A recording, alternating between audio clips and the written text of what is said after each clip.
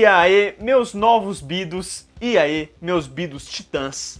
Bom, galera, hoje eu estou aqui finalmente para falar sobre um dos momentos mais importantes nos quadrinhos da DC. Um momento que gerou uma das fases mais longevas e aclamadas do universo DC, ao mesmo tempo que estabeleceu muita coisa para um grupo de personagens extremamente importante que reflete até os dias de hoje e que está sendo sempre publicado aí, republicado, o arco O Nascimento dos Novos Titãs. Tem da Eagle Moss, tem da Panini e tem também na Lendas do Universo DC, que foi onde eu peguei este encadernado, assim como eu peguei outros que originaram, né, que formavam o arco O Contrato de Judas, que eu já cheguei a comentar aqui no canal. E depois de muitos anos, eu estou aqui novamente para falar sobre essa fase, né? Essa fase escrita pelo Marv Wolfman, desenhada pelo George Pérez, e que dessa vez se trata do início. Eu não tinha lido até então, decidi ler porque eu iria ler o começo de uma outra fase dos Titãs, então eu falei, pô, já trago um vídeo de uma fase, um vídeo de outra fase, já faço uma coisinha bacaninha aqui no canal,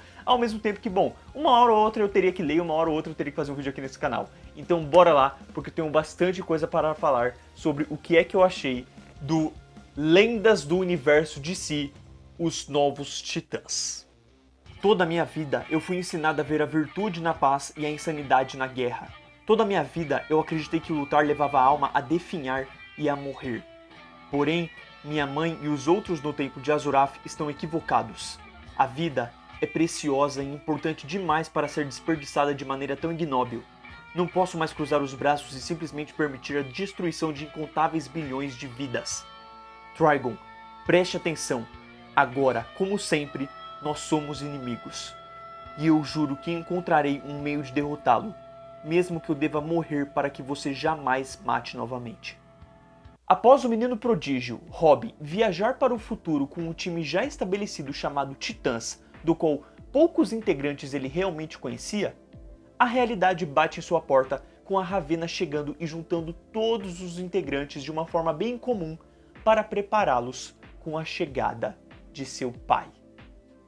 Olha, não tem como meu ponto de partida ser outro, além de elogiar a maneira surpreendente de Marv Wolfman começar uma nova equipe em uma nova fase, destacando um monte de gente que ninguém conhece, deixando o leitor iniciante tão perdido quanto o protagonista Robin, para aos poucos explicar quem são aquela gente e nos fazer minimamente curtir acompanhar aquelas interações. Ainda que não acredite que conquiste tão facilmente se você já não tiver certa conexão com o time graças a outra obra. Pois, além de todos serem inexperientes, tem certos fatores como o Mutano ficar toda hora fazendo piada inapropriada, o Wally reclamando que não quer fazer parte daquilo, e a Ravena demorando para explicar o que raio está acontecendo, que em certa hora cansam na vontade de continuar.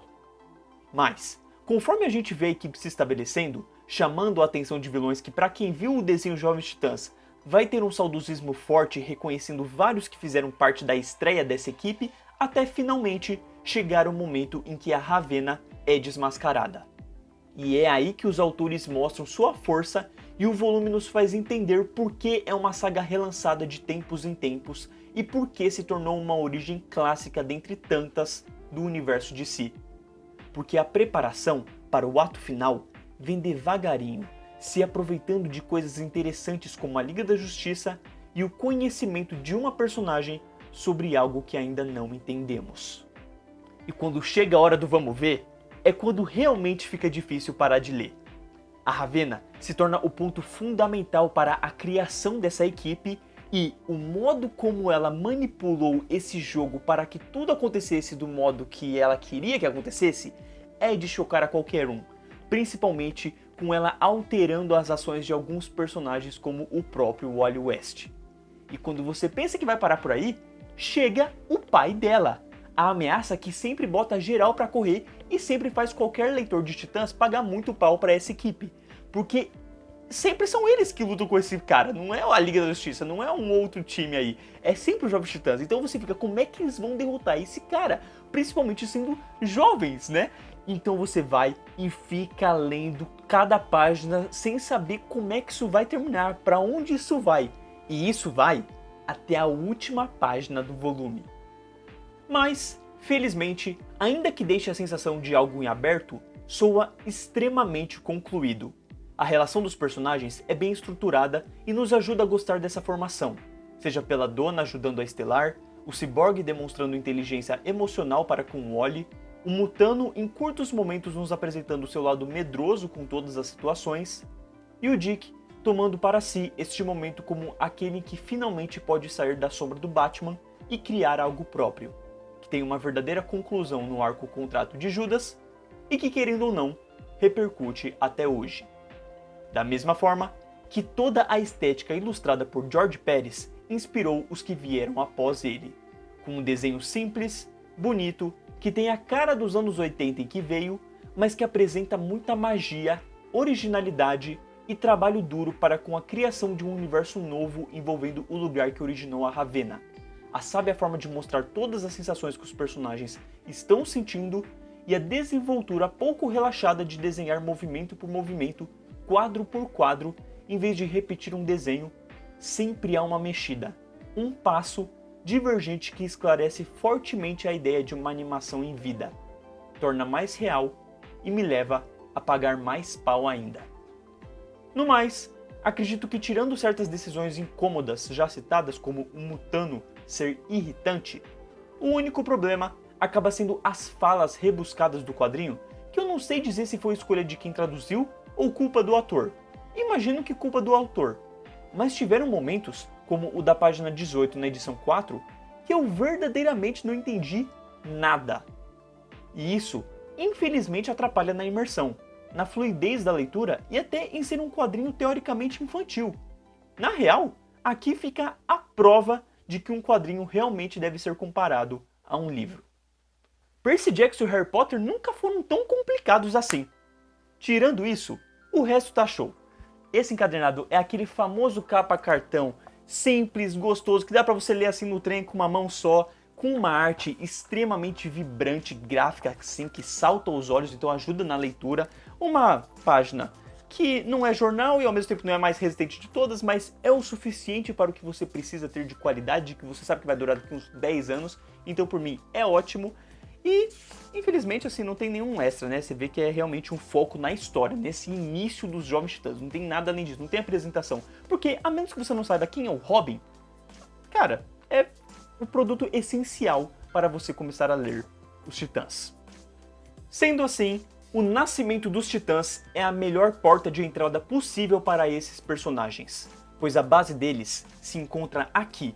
Isso vem de uma forma diferente do que estamos acostumados em uniões como a da Liga da Justiça ou dos Vingadores.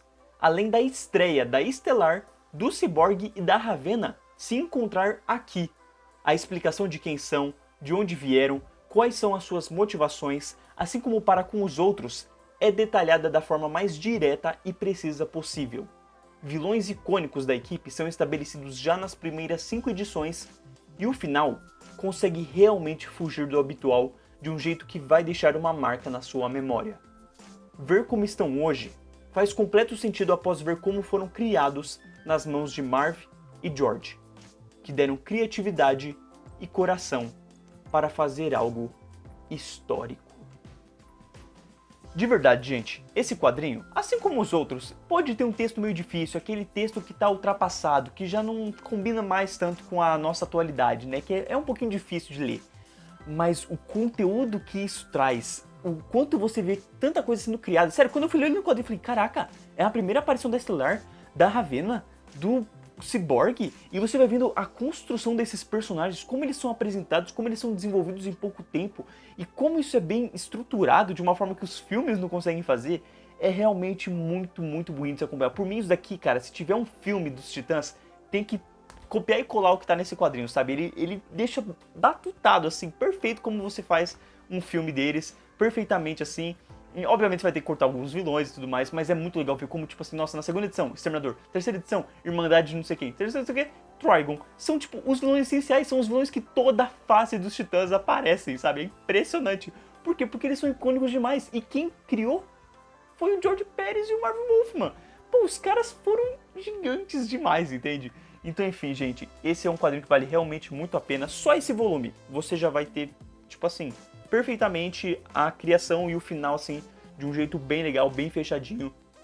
E ao mesmo tempo, se você achar em algum encadernado, aproveite também. E caso você já tenha lido, deixe nos comentários aí o que você acha, o que você concorda, o que você discorda dos pontos que eu abordei aqui, qual foi a sua sensação lendo isso daqui. Porque, tipo assim, por um lado, eu tava lendo e tava tipo assim, bacana, legal, né? Tipo, nossa, dá o vilão, nossa, o quê? Pô, alguns personagens, o Cyborg principalmente, né, com umas camadas bem interessantes, o Dick, você vai vendo já aquele desenvolvimento dele pra ele se tornar o Asa Noturna.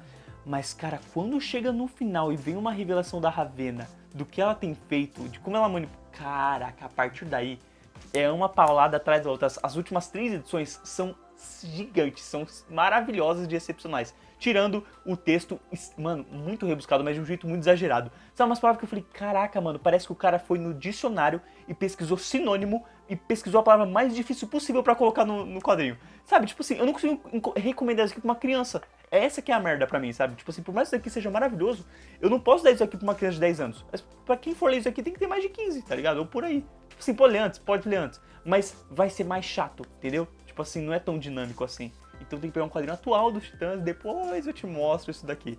Então, enfim, tem esse ponto negativo. Mas enfim, no mais, é muito, muito bom. Vale realmente muito a pena. Se você não leu, vá atrás para ler e depois você volta aqui para comentar o que você achou. Beleza? Muito obrigado aí, fiquem preparados. Amanhã, se tudo der certo, já vai estar saindo o review de uma outra fase dos Titãs para fechar já essa semana Titãs. Na semana passada X-Men, essa semana Titãs, na próxima semana X-Men. E assim a gente vai seguindo com times de super-heróis. Então, muito obrigado, valeu, falou!